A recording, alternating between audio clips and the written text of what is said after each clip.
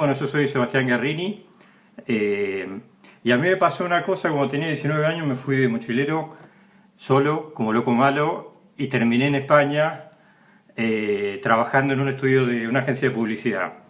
Era muy chico y la pasé bomba, estuve 3 meses por ahí dando vueltas, todo, y me hizo bárbaro. Después, por otros temas, me volví a Argentina y bueno, y terminé la carrera y todo eso, me enganché con temas de la política. Trabajé en la parte privada, ONGs, etcétera, y siempre me quedó el bichito de decir, quiero trabajar en esa imagen que tuve cuando estaba trabajando ahí en esa agencia de Madrid, que me divertía muchísimo, que era gente de primera y me movilizó mucho. Y esa imagen de poder trabajar disociado de lo que era Argentina, que era el lugar de mis afectos, de mis amores, y esos otros lugares que me podían dar cosas como desafíos profesionales o lo que sea, me marcó mucho. Volví, terminé la carrera, etcétera, y me di cuenta que yo, esa imagen o ese proyecto que empecé a ver cuando estaba allá, lo podía realizar. Lo que tenía que hacer para poder concretarlo era rediseñarme. Y es un poco lo que vamos a hablar un poco hoy, que es el tema de cómo nos podemos diseñar o rediseñar. A esto se suma algo que es muy coyuntural, que tiene que ver, que veo que hay varias situaciones reales o imaginarias que despiertan muchas fantasías en toda la gente. Vos vas viendo en redes o lo que la gente comenta, etcétera, o que hablas con amigos y te das cuenta que la ansiedad que genera el miedo al futuro, principalmente de lo laboral, no es un tema ni de Argentina, ni de España, ni de un lugar particular, sino que corre transversalmente en todo el mundo. Entonces, esta situación de estar como en una cápsula por unos cuantos días, con el miedo que despierta lo que puede pasar cuando se abra esa cápsula, hace que mucha gente reaccione de distintas maneras. Las dos formas de reacción madre de todo ser humano son las conocidas, el miedo y el amor. Entonces, dentro de esas dos formas de reacción, se van complejizando en distintas actividades. Lo que sí esta situación dispara es la posibilidad de cambiar o de generar una situación alternativa. A mí me tocó, por ser argentino, vivir 3 crisis grandes, 2 locales y una en Barcelona. Fue la de la hiperinflación, la del Corralito, la del 2001, y después yo me fui a vivir a Barcelona justo cuando a los pocos meses estalló la burbuja en Barcelona. Entonces tengo como cierta experiencia de crisis y de poder planificarme para poder fluir en esas situaciones y que el tsunami no me deje mal parado. Entonces lo que voy a plantear, y ahora ya entrando en los temas concretos, es rediseñarse como línea argumental. Y esto del rediseñarse es un método que estoy haciendo, que estoy dando clase en distintos lugares, presentándolo como método y que le estoy dando forma en un futuro libro. Pero me llama mucho la atención que cuando presento este método, yo estoy dando clase en Barcelona en una maestrías, lo presento, hay algunos alumnos acá que están anotados. El impacto es bueno y después cuando te reunís con empresarios, cuando doy charlas por ahí para de capacitación o lo que sea, genera el mismo impacto. Y cuando te encontrás con políticos o con gente de ONGs, pasa lo mismo. Entonces, lo que voy a plantear es ese método que lo estoy verificando en distintos lugares y que creo que es bastante interesante. El primer punto me parece que hay que teorizar es dónde estamos parados, porque si uno sigue caminando por los mismos lugares, es muy probable que llegue a los mismos lugares. Y por otro lado, el miedo que nos da es llegar a un lugar que de repente no está. Entonces, creo que hay que parar la pelota un poco y empezar a cuestionar el concepto de realidad, que es el que nos fue de alguna manera la vida forjando. Y uno, como tiene miedo, lo que va haciendo, y como tiene amor, es buscar mecanismos para garantizar el amor y para que el miedo no nos afecte tanto. Entonces eso nos tira todo, nos tiende a rigidizarnos y a creer que las identidades son fijas y que la realidad es una. Sin embargo, un poco basándome en el doctorado mío fue, el eje era antropología, pero involucraba mucho cuestiones de psicología, ¿no? Nada de diseño, era nada más que humanidades. Y yo lo que vi mucho en todos esos planteos es cómo se construye o qué es la realidad. Y la capacidad nuestra de abordar la realidad es imaginaria. Porque nosotros, más allá de los hechos físicos, la capacidad de llegar a ese hecho físico es interpretar el efecto de lo que pasa. Por ejemplo, la pandemia es un dato real, podemos decir físico. Sin embargo, la interpretación de por qué pasa, en siglos atrás era un castigo divino. Había que quemar una bruja para que pare la pandemia. Ahora la interpretamos de otra manera. Por ende, ¿es real la pandemia? Sí, pero la interpretación y los efectos que eso nos genera ya forman parte de nuestra cultura. Por lo cual la capacidad nuestra para poder actuar sobre esa realidad no es tan estricta, no es tan rígida como quizá nos imaginamos. ¿Y qué es lo que hace que las cosas tienen significación? ¿O cómo interpretamos la realidad? Por medio de la comunicación. En general, nosotros pensamos que la vida es mucho más material o física o rígida, pero para poder empezar a ver la posibilidad de rediseñarnos, tenemos que ver estructuralmente de dónde partimos. Ir para atrás para empezar a ver dónde estamos parados y por qué. En realidad, la comunicación es la madre de la sociedad. No son los sistemas productivos como planteaba Marx u otros, ¿no? La madre de cualquier sociedad es la comunicación. Sin comunicación no habría ni sociedad, no habría mercados, no habría política y no habría formas de amor. A partir de eso podemos interpretar y decir, bueno, ¿qué es la comunicación? La comunicación es el espacio en común, por eso comunicación entre distintas personas. Con lo cual, lo que yo le digo a los empresarios siempre es que el éxito de cualquier desarrollo o el éxito, con comillas, de cualquier forma, va a depender de la comunicación. Y todos me saltan al yugular diciendo, bueno, yo hago commodity, yo hago esto y no depende de la comunicación. Después podemos entrar a una pregunta de por qué sí todo depende de la comunicación. Pero si entendemos la comunicación como el elemento madre y la comunicación formada no solo por lo que nosotros queremos expresar o decir, sino también y principalmente por el otro. Con el otro que vamos a compartir algo en común. Entonces comunicamos y comunicamos bien en la medida que ese otro sea real y sea presente y haya una interacción. Entonces ponernos en el lugar siempre de un otro es lo que nos va a permitir accionar sobre la realidad. Obviamente nosotros también para accionar tenemos que tener nuestra expresión, no se significa todo poder decir lo que el otro quiere, sino básicamente cómo relacionamos nuestro mensaje, nuestra expresión con el interés del otro. Y la otra variable del éxito de cualquier emprendimiento, primero hablamos de la comunicación como central, es la intención. Es la garra que uno le ponga y la energía a que la cosa funcione bien. Mi experiencia con empresas, yo he laburado en ahora 29 países, más de 500 empresas o municipios, ONG, etc. El que le va bien es, aprende, comunica y le pone garra. Se embarra, la pelea y la termina ganando. Podés ser el mejor comunicador, pero sin la garra todo se cae. Entonces, hablamos de la comunicación y de la intención y ahora voy a profundizar un poquito más. Decimos que la comunicación es la madre de todo y que la comunicación es una articulación entre partes. ¿Qué es lo que se articula ahí? Historias. Lo que compartimos no dejan de ser historias. En realidad, la estructura de la comunicación y la estructura de la sociedad se basa en historias. Si yo les pregunto a ustedes quiénes son, me van a nombrar su nombre y qué más. Una historia, piénselo. ¿Quiénes son ustedes? La única manera de poder interactuar socialmente es contando una historia. Ahora, ¿qué historia van a contar? ¿La historia de lo que son, de lo que quieren ser o lo que los demás quieren escuchar?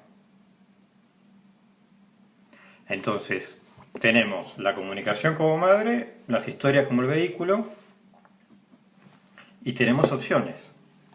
Y esa opción lo que nos va a permitir cambiar la realidad o modificarnos o rediseñarnos es el diseño. Es elegir la historia adecuada en el contexto y lo que queremos para proyectarla y generar el impacto en ese otro que estamos comunicándonos, que es el acorde a lo que nosotros pretendemos. Es decir, mi punto de vista es que lo que va a permitir cualquier forma de cambio, lo que nosotros podemos hacer en la realidad que estamos hoy, va a depender del diseño. Porque sin diseño no hay cambio, o por lo menos no hay cambio en el alcance de nuestras manos. Te voy a mostrar un cuadrito, que me parece que es claro. Espero invocarle bien. Nosotros queremos cambiar. ¿Qué opciones tenemos para cambiar? Decimos, bueno, cambiamos porque tuvimos suerte. La casualidad nos permitió llegar a donde nosotros queríamos.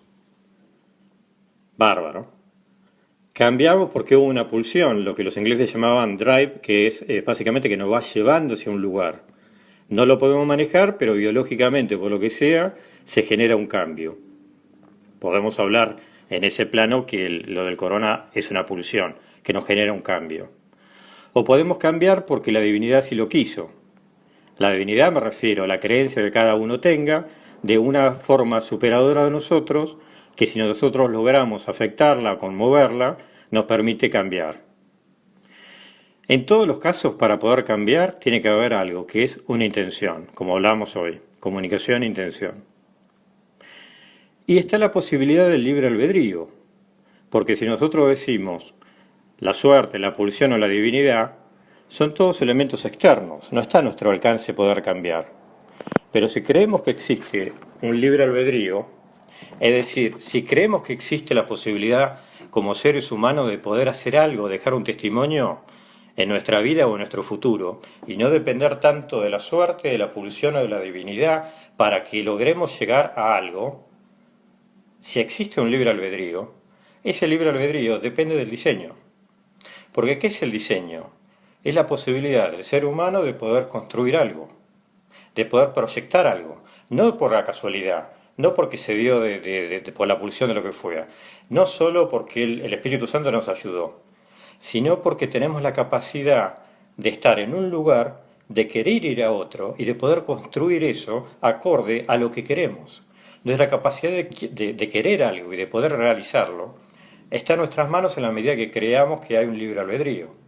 Es decir, lo que dignifica el libre albedrío es la capacidad de proyectar, de diseñar y de diseñarnos, de trabajar sobre lo que está a nuestro alcance. Entonces, decimos, el diseño es la capacidad que tenemos para que nuestra intención y la comunicación nos permita cambiar. Y cambiar significa pasar de un lugar en donde estamos hoy a otro al que deseamos llegar, ¿no? Bueno, ese es el marco teórico de lo que me interesaba hablar para no aburrirlo y hacer una cosa bastante corta. Ahora, lo que les quiero plantear ahora es un método que uso para que esto se vehiculice. Y lo que yo le voy a pedir ahora es que tratemos de lograr visualizar nuestra intención, es decir, darle forma a nuestra esperanza. Cuando yo planteo esto, yo lo he testeado una vez en un congreso, 1000 personas, toda la pelota, la gente muchas veces dice, no, yo no puedo, no logro, etc. Lo que está bueno de todo este sistema, de esto a distancia, la camarita, todo, es que a diferencia de las charlas presenciales, yo no los estoy viendo. Entonces me pueden estar haciendo cuernitos, fuck you, lo que quiera, y yo no estoy viéndolos. Pero les voy a pedir ahora que hagamos un trabajo como de visualización, se llama, que es como una especie de meditación que lo único que tienen que hacer, gratis, es cerrar los ojos, por 2 minutos. Entonces, cierren los ojos y traten de visualizar su vida dentro de 5 años. Yo tenía un profesor en antropología en Inglaterra que era experto en ciencia ficción y me hablaba mucho de eso. ¿Por qué existe la ciencia ficción? Porque es una manera de explorar el futuro. Ahora, no nos vamos a meter en cerrar los ojos y soñar algo feo, sino todo lo contrario. Vamos a buscar cuál es la forma de nuestra esperanza.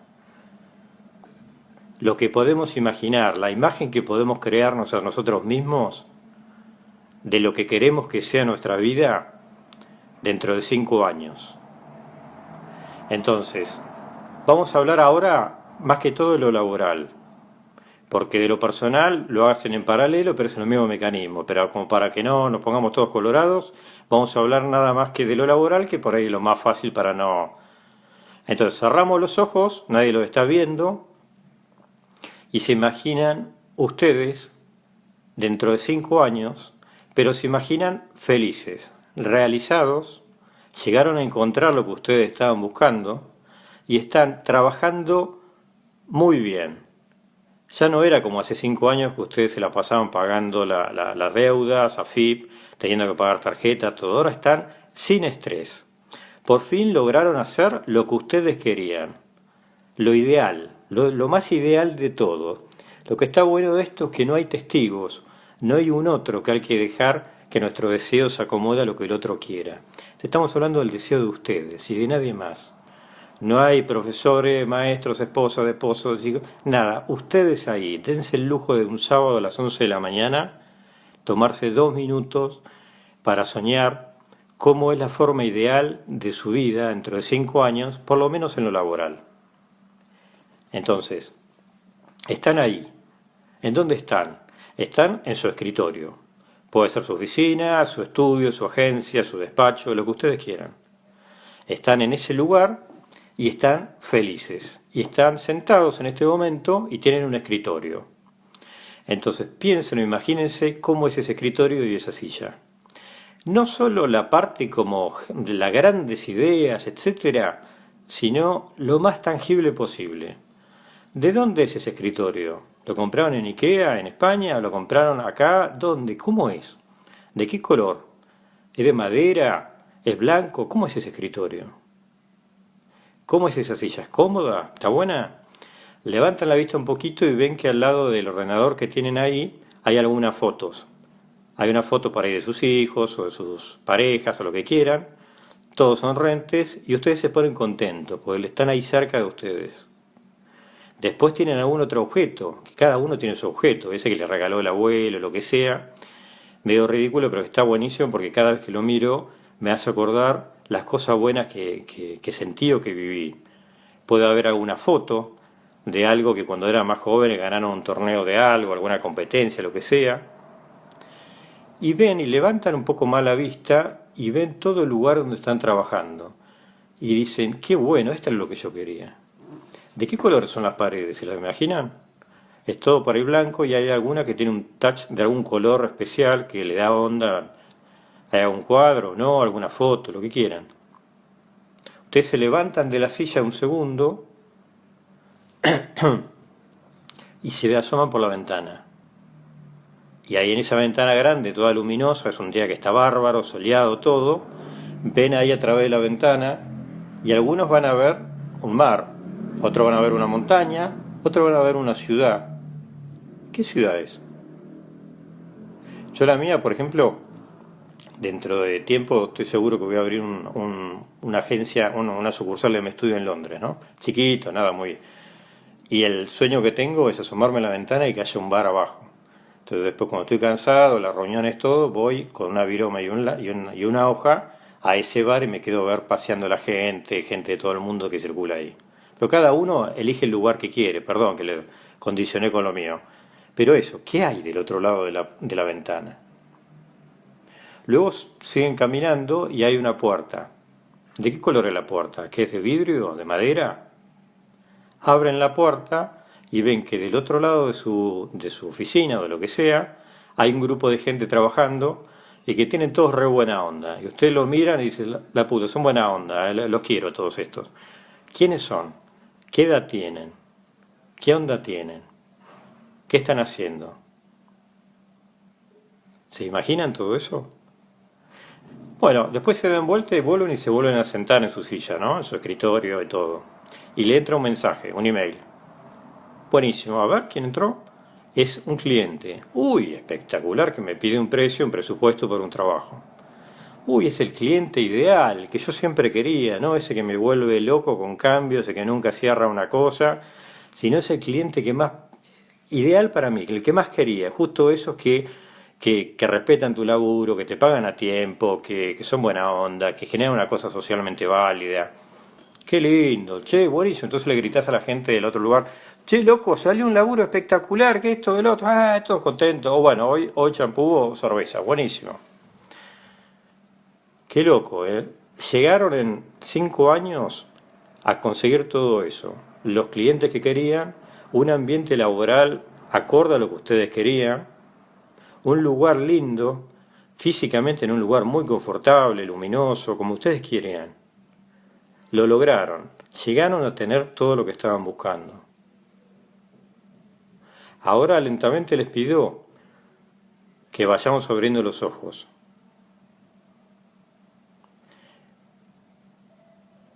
Bueno, ¿pudieron ver algo? Si pudieron ver algo, lo que les pediría es que traten de anotarlo o de acordarse lo más que puedan. Pero no solo la gran idea de hacia dónde voy trabajando, sino también las cuestiones más operativas de qué lámpara quiero, qué escritorio quiero, cómo tiene que ser la ventana, cómo quiere ser la gente que trabaja conmigo, cómo tengo que lograr paz y tranquilidad en mi trabajo en un nivel de estrés muy alto. ¿Cómo puedo hacer para salir de buscar el cliente que me pague los mangos que necesito para pagar la urgencia? Para encontrar el cliente que me haga decir, bueno, he vuelto a la fuente, yo me metí a hacer esta actividad porque me gratificaba en algo. Entonces, una vez que ustedes logran tener esa imagen, tienen que hacer como una marca de esa imagen. Y no un logo, algo que les haga acordar de hacia dónde quieren ir, de cuál es la intención que ustedes tienen, de cómo le dan forma a esa esperanza o a esa intención. Porque todos los despelotes cotidianos van a estar, pero en la medida que sepamos dónde va a estar la cosa que por lo menos a nosotros nos hace estar bien, va a ser el trayecto mucho más agradable y mucho más divertido. Esa es la primera parte del método. Ahora les voy a mostrar otra imagen, que espero invocarle, que el método de anticipar en una primera instancia nos define hacia dónde vamos. Imaginamos lo ideal de hacia dónde vamos. Ahora, la segunda etapa del método, y en la medida que se vayan despabilando de la imagen que tuvieron recién, hay que empezar a imaginarnos cómo nos gustaría que eso fuese. Y yo les dije, en las cuestiones materiales de los objetos, en las cuestiones humanas de los colegas de trabajo, que es una cooperativa, que son empleados, que son socios, que son la familia nuestra que está trabajando con nosotros, lo que ustedes quieran. Y en ese cómo nos gustaría, lo que vamos a trabajar y anotar cuando puedan, si quieren lo hacen en paralelo, pues creo que esto se va a poder grabar y repetir el método si no se lo acuerdan. Lo que creo que es importante es en una primera instancia hacer como lo que les mostré en la imagen recién, como un árbol. La raíz del árbol es cómo nos gustaría ser. Y las ramas de ese árbol están dadas por estas cuestiones que vemos acá. Entre todo lo que va a hacer que nosotros caminemos y avancemos. Por eso son como patas en mi dibujo. Esas ramas son, primero, con quiénes queremos trabajar, eso es fundamental, de qué manera, cómo articulamos la cuestión humana, porque a mí muchas veces me pasa cuando viene algún cliente y dice, mira, yo necesito hacer una estrategia de comunicación, una marca, la publicidad, etcétera, y los tipos lo primero que te dicen es yo quiero hacer guita, o quiero ganar, o quiero vender, o lo que sea. Y después en el 90% de los casos, cuando te quedas hablando y baja un poco los decibeles del deber ser, de lo obvio que es lo económico, te das cuenta que todos, desde el CEO de una multinacional, un intendente o un gobernador o el director de una ONG, tiene necesidades humanas como todos y que quiere trabajar bien, quiere llevarse bien con la gente, quiere tener relaciones humanas que le gratifiquen, quiere llegar a la noche y por más que gane mucho o poco, estar tranquilo consigo mismo. Ahora, si no sabemos esto, lo único que podemos hacer es buscar como un resultado material y nos perdemos de encontrar la felicidad o la esperanza. A veces una crisis como esta nos hace dar cuenta cuánto necesitamos para vivir y cuánto extrañamos las emociones que nos da la vida en sociedad. Entonces, la primera rama es pensar con quiénes queremos trabajar. Y la vamos ramificando porque si son varias personas. La segunda rama es dónde queremos trabajar. No voy a entrar mucho en cada rama, pero cada uno puede desarrollarla. La tercera rama es qué queremos hacer. ¿Qué soñamos con hacer? Y yo terminé vendiendo tal cosa o haciendo tal carrera o trabajando en la Poder Judicial o lo que sea porque necesitaba llegar a fin de mes. A todos nos pasa esas situaciones. Ahora, ¿cuál es tu sueño? ¿Dónde vas a estar pleno dentro de 5 años? Lo que no quiere decir, no, largo todo y me quedo desnudo. No, se trata de poder diseñar lo que significa el buscar la estabilidad que cada uno necesita, invertir en proyectar algo en 5 años para que logrado llegar a ese punto sea verdad, o sea realidad, o por lo menos nos permita cruzar un camino, ese camino que decía Machado, que el camino se hace para llegar a una felicidad o un proyecto que sea acorde a salir un poco del encierro que significa la necesidad compulsiva de dar respuesta a lo que la sociedad te pide. ¿Qué hacemos? ¿Qué queremos hacer? Es toda una historia. Ahora vamos a la última pata. La última pata es ¿para quién queremos trabajar? Y eso es algo de lo que hablamos recién. Entra el email. ¿Para quién queremos trabajar? Entonces vamos a desarrollar un poco nada más que eso, porque la última parte del método es bien operativa y más que una cuestión filosófica es bien práctica. De la misma manera que nosotros empezamos de una imagen final y empezamos a ir para atrás y encontramos estas 4 ramas, de la misma manera tenemos que estructurar nuestro mensaje. Y lo que vamos a hacer ahora es, en este juego de visualización creativa que vamos a estar jugando, tratar de anotar en una hoja o marcar con un resaltador todo lo que nos falta.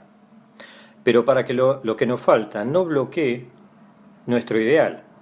Porque muchas veces dice, bueno, yo tengo este sueño pero no puedo. Entonces listo, me quedo sin sueño. Yo, digamos, como obsesivo que soy, en su momento yo tenía ganas de trabajar con clientes de afuera.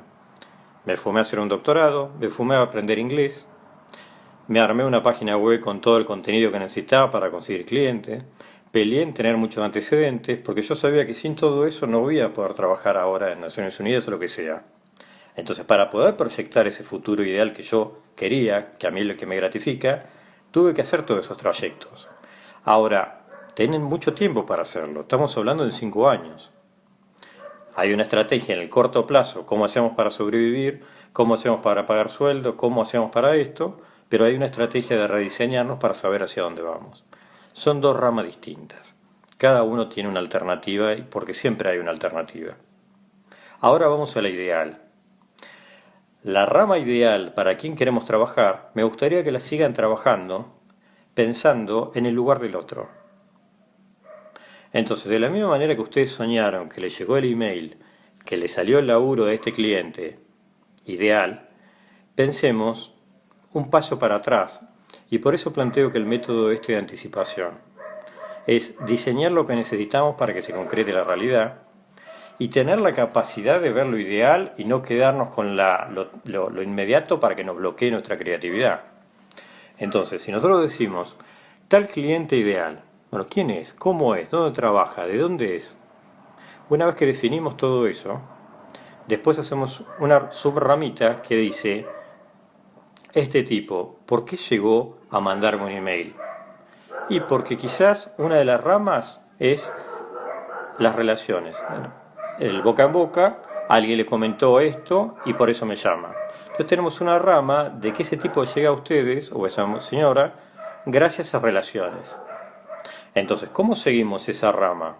La rama de las relaciones la seguimos trabajando en donde si las relaciones va a ser lo que nos va a generar los clientes, tenemos que generar actividades de relaciones públicas. Porque a partir de esas relaciones públicas van a venir, por boca en boca, por lo que sea, los clientes, el email que buscamos. Entonces la rama de las relaciones nos va a llevar a que tengamos que hacer distintas actividades para socializarnos. Producir contenidos, prensa, medios, fiestas, amigos, contactos, etc. Es toda una lógica. Esa es la rama de las relaciones. Ahora, la otra pata o rama de para quienes queremos que vengan nuestros clientes es decir, bueno, una opción es sentarnos a esperar o activar con relaciones públicas. La otra es trabajar con formas de publicidad o de medio, como querramos. Entonces podemos imaginarnos, esta persona nos envió un email. ¿Por qué? No nos conocía, pero envió en contacto de nuestra página web el email que estamos hablando. Ahora, para llegar a hacer ese clic, este potencial cliente o este cliente tendría que haber visto el lugar de contacto y también otras cosas, como por ejemplo, quién sos, qué haces, por qué sos diferente al resto. Entonces, tiene que haber visto como un eslogan que le haya dicho, soy único en tal cuestión porque tengo tal y tal capacidad o lo que fuese. Bárbaro. Después tiene que haber visto como una marca o algo que le dé forma a tu nombre, que le dé espíritu a tu magia. Tiene que haber visto un clima en esa página que sea acorde al que él esperaba. ¿Todo negro con miedo? ¿O un celeste que tenga buena onda con algún rayo de amarillo o lo que sea? ¿Qué clima es la relación que ese cliente quiere con un proveedor como vos? ¿Buena onda o tenso? Después está el tono de voz. ¿Cómo me habla desde esa página web? ¿Cómo le hablas vos a ese cliente? ¿Mayúscula, bold, negrita, gritando? ¿O tranqui, mayúscula y minúscula, en donde lo contenés, le explicás un poco la situación? ¿Qué estaba buscando el tipo cuando entró a su página, además de ver quién sos? Credibilidad. ¿Cómo le diste credibilidad? Primero demostrando algún nivel de banca, de que lo que hiciste de alguna manera que no sos un improvisado. Por otro lado, mostrando lo que ya hiciste, tus antecedentes, los trabajos realizados, que puedan ser reales en la medida que se verifiquen. A muchos diseñadores cuando planteo esto me dicen, no, pero no tengo nada de eso. Lo que ya tengan en la facultad, lo que ya lograron, lo que hicieron para sí, ya ahí muestran la potencialidad de lo que tienen. Sin mentir, están mostrando lo que hoy valen en su potencialidad. Listo, terminamos esa etapa. ¿Cómo llegaron a la página web ese cliente? ¿Por redes sociales? ¿Llegó por LinkedIn? ¿Llegó por Instagram? Pero ¿cómo hizo para llegar de Instagram a la red social, a la página web? Y tiene que haber habido algún posteo, o que alguien compartió, o que ustedes publicitaron. ¿Cómo tiene que ser ese posteo que resuma todo lo que nosotros le estamos logrando al tipo para que llegue a la web y de la web para que llegue a pedir un presupuesto? ¿Cómo es la promesa que nosotros hacemos para cautivar a esa persona que no nos conoce? En España cuando trabajaba me decía trabajar a puerta fría. Es un vendedor que golpea o que toca el timbre, que pica el timbre y le dice, la maja, quiero abrirla, quiero conocerte porque te quiero vender tal cosa. Entonces, esa puerta fría es lo mismo que pasa en cualquier diseño o publicidad. Tiene que lograr como dar credibilidad para que te abran la puerta. Y una vez que te abrieron un poquito la puerta que se asoma por la mirilla, que te la abran del todo y a partir de ahí poder interactuar y después poder vender el producto tanto que te den tu tarjeta de crédito. Eso es lo que pasa en un proceso mediado de medios de comunicación que lo que buscan es generar un resultado final que es que te contraten o que vendan o que compren lo que vos ofreces. Entonces, nosotros fuimos viendo que para llegar a que dentro de 5 años tengamos todo eso, cuando hagamos el árbol nuestro con todas las necesidades, nos podemos deprimir y decir, uy, nos falta mucha cosa, no tengo antecedentes, no tengo elemento diferenciador, no sé cómo escribir bien la propuesta, no sé quién me puede resolver este tema, no tengo recursos para lograr armar esto. Está todo bien. Ahora, todos tenemos cosas que no nos salen o que nos faltan. Pero si no tenemos claro cuáles son lo que nos faltan, las que queremos solucionar, nos van a dominar ese miedo de uy, no puedo hacer nada porque tengo el monstruo que me está hablando en el oído. Entonces, detectamos eso, anotamos las cuestiones a vencer y nos tenemos 5 años para ir de a poco mejorando todas esas situaciones y anulándolas. ¿No hablamos bien inglés? Bueno, tomamos 3 meses para mejorar el inglés. Si queremos tener cliente en el exterior, tenemos que hablar en inglés. ¿Querés trabajar en India? Tenés que hablar en inglés. ¿Querés dar un curso de masaje para alguien que venga de afuera? Tenés que hablar en inglés. Entonces, todas esas cuestiones se solucionan.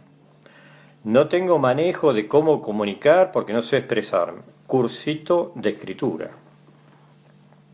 En una universidad gratis, online, lo que sea. Pero si vos no detectás lo que falta, te vas a quedar siempre viendo el vaso medio vacío. Y si el vaso medio vacío te domina lo que estás viendo, no hay intención posible. Y no hay comunicación posible. ¿Eh?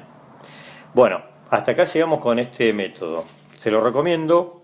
A algunos les va a servir más que a otros. Mucha gente, 2 años después que lo comenté, me siguen diciendo que hay cosas que les ha venido bien.